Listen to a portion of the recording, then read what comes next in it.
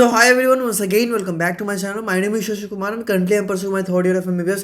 तो यार ये वीडियो इस समय मेरे को बनाना बहुत ही ज़्यादा इंपॉर्टेंट था क्योंकि यार समय आपके पास बहुत कम है। यार समय जैसे जैसे कम होगा ना, आपको पढ़ने का तरीका थोड़ा सा बदलना होगा।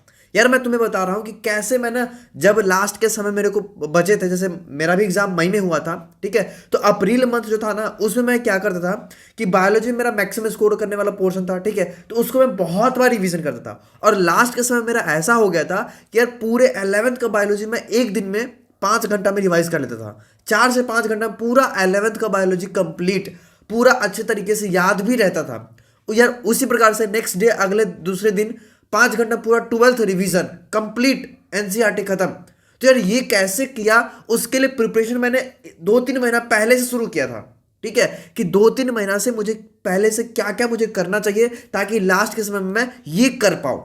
एक दिन में पूरा 11th कंप्लीट, एक दिन में पूरा 12th बायोलॉजी रिवीजन। भैया अगर तुम ऐसा करते हो ना, तो शायद तुम भी 360 आउट ऑफ 360 स्कोर कर सकते हो, ठीक है। मैं तुम्हें बता रहा हूँ कैसे करोगे। देखो यार, कुछ तरीका है, कुछ टेक्निक्स है जिसको तुम्हें फॉलो करना पड़ेगा और तुम भी आराम से कर सकते हो। वीडियो को लास्ट देखना। पहली बार चैनल पे आया तो मेक श्योर के चैनल को सब्सक्राइब कर लेना, ठीक है। चलो, तो यार सबसे पहले मैं तुम्हें बता दूं कि मैंने कैसे पूरा 11th वगैरह को सब कुछ को एक ही दिन में रिवाइज कर लेता था, ठीक है। देखो, सबसे पहले तुम्हें करना क्या है यार, कि हर रोज का ना एक डेली का टारगेट लो, ठीक है। कि आज मुझे बायोलॉजी में क्या पढ़ना है। सिमिलरली आप फिजिक्स केमिस्ट्री में करो, लेकिन पहले एक क्या करो, डेली का टारगेट लो। भैया टारगेट क्या लेंगे मैं तुम्हें बता रहा हूँ। तुम्हें उसमें एक चैप्टर पूरा नया लेना है, पूरा नया चैप्टर एक पूरा नया होगा।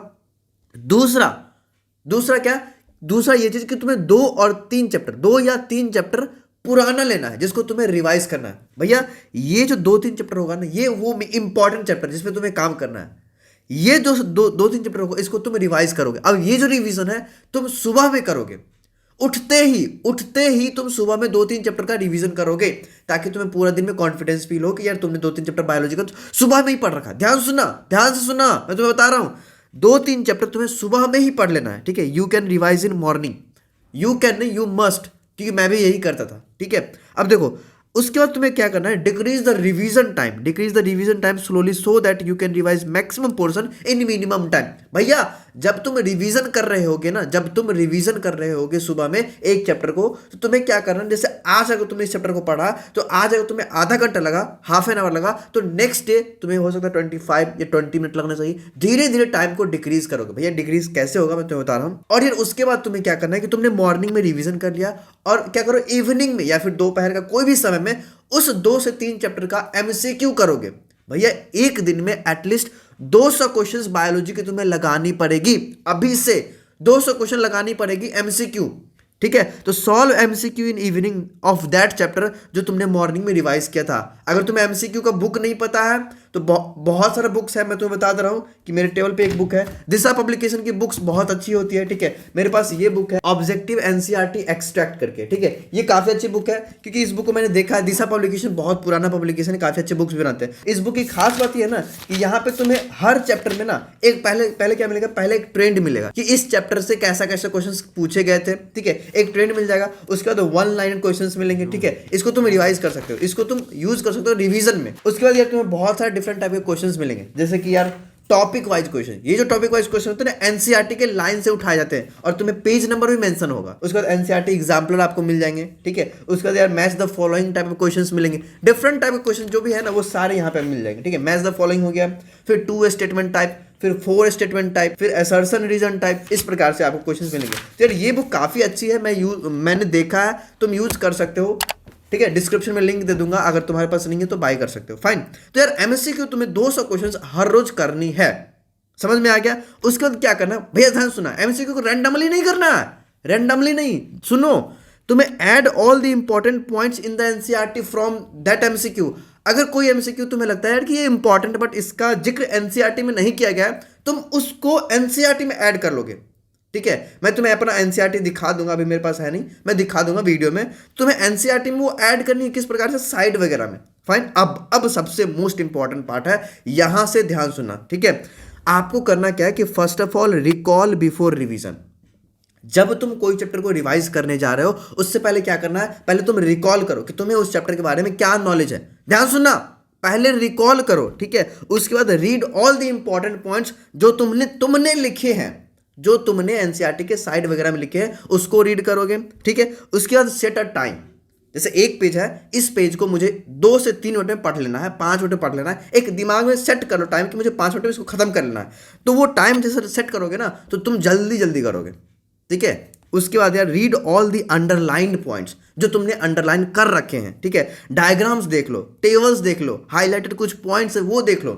एनसीईआरटी जब रिवाइज करते हैं ना तो ऐसा नहीं कि हर बार तुम्हें हर एक लाइन को डिटेल में पढ़ना है, नहीं, कभी कभी डिटेल में पढ़ो और कभी कभी रैंडमली रिवाइज करो। ये चीज मैं तुम्हें बता रहा हूं, समझे। और यही चीज आपको करनी है। And revise the chapters with in 2 days again. भैया अगर तुम आज रिवीजन करते हो, अगर 5 दिन के बाद करते हो, फिर से तुम वही करोगे, फिर तुम्हारा आधा घंटा लगेगा। अगर तुम आज पढ़ते हो तो फिर अगले 2 दिन के बाद कर लो, दोबारा से पढ़ो, तो हो सकता है वो आधा घंटा 20 मिनट में कन्वर्ट हो जाए। मतलब तुम्हें रैंडम रिवीजन करने होंगे, ठीक है, फ्रिक्वेंटली रिवाइज करने होंगे एक चैप्टर को। यही तो मैं करता था ना, यही मैं करता था। मैं क्या किया, लास्ट के 1 मंथ जो बचे थे ना, अप्रैल, उसमें मैं क्या करता था कि पूरे 11th को आज भी रिवाइज किया, फिर कल 12th किया, फिर परसों 11th, फिर परसों 12th, फिर इस प्रकार से ना कभी एमसीक्यू सॉल्व कर लिया, कभी 5 क्वेश्चन का 5 चैप्टर का एमसीक्यू कर लिया। तो ये तरीका है जो तुम्हें लास्ट के समय में फॉलो करना होगा और उसके लिए अभी से तुम्हें प्रिपेयर होना होगा। समझ में आ गई मेरी बातें, ठीक है। और revise before any mock test. अगर मान लो कि तुम्हारा कोई मॉक टेस्ट है, शेड्यूल्ड है कि संडे को मॉक टेस्ट है, तो आलस नहीं करना। मॉक टेस्ट से पहले तुम्हें रिवाइज कर लेना है, क्योंकि मॉक टेस्ट में जो चैप्टर्स होंगे ना उसको तुम रिवाइज करोगे, तुम्हें एक प्रेशर रहेगा कि यार ये 5 चैप्टर को मुझे रिवाइज करनी है। अब जो एक और बात मैं तुम्हें बता रहा हूं उसको ध्यान सुन लेना, ये बात सबसे इंपॉर्टेंट है, सबसे इंपॉर्टेंट है। स्टार्टिंग में क्या होगा कि एक दिन में तुम 2 चैप्टर को रिवाइज कर रहे होगे। कुछ एक दिन आएगा जब ये पूरा चैप्टर कंप्लीट होगा, तो एक समय के बाद तुम्हारा वो चैप्टर का एक यूनिट कंप्लीट हो जाएगा। फिर तुम क्या करोगे ना, अगली बार क्या करोगे कि पूरा यूनिट को टारगेट करोगे, पूरा यूनिट को, कि एक दिन में पूरा यूनिट पढ़ लूँ। पूरा यूनिट को टारगेट कर रहे हो, ठीक है। उसके बाद क्या करोगे भैया, अप्रैल मंथ जब आएगा ना, अप्रैल मंथ, इस प्रकार से तुम सारे चैप्टर्स को कंप्लीट कर लो। पहले 2 चैप्टर करके 3 चैप्टर करके पढ़ लिए, फिर एक यूनिट को टारगेट करते हैं कि एक दिन पूरा यूनिट पढ़ेंगे, ठीक है। जब अप्रैल मंथ आएगा उस समय आप क्या कर रहे होगे कि आप भी मेरे तरह एक दिन में पूरा 11th पढ़ रहे होगे, फिर अगले दिन पूरा 12th पढ़ रहे होगे। समझ में आ गया मेरे मित्र, समझ में आ गया। बस यही आपको करनी है, यही स्ट्रैटेजी है बायोलॉजी का, ठीक है। रिपीटेड रिवीजन, याद रखना, रिपीटेड रिवीजन एंड टाइम को कम करना है धीरे धीरे, कैसे भी करके ना। सोचो कि यार अब इस बार मुझे 20 मिनट में पूरा रिवीजन करना है, हर एक पॉइंट भी पता चल जाना चाहिए, और कैसे करना है वो मैंने बता दिया, ठीक है। आई होप मैं तुम्हारे लिए हेल्पफुल हूँ, मेरे वीडियोस तुम्हारे लिए हेल्पफुल है। अगर यार ऐसा है तो मेरे चैनल को सब्सक्राइब कर लेना और वीडियो को शेयर कर सकते हो। फाइन, चलो मिलते हैं किसी नए वीडियो में, तब तक के लिए प्रिपरेशन करते रहो अच्छे तरीके से, बिल्कुल नहीं डरना, ठीक है। चलो।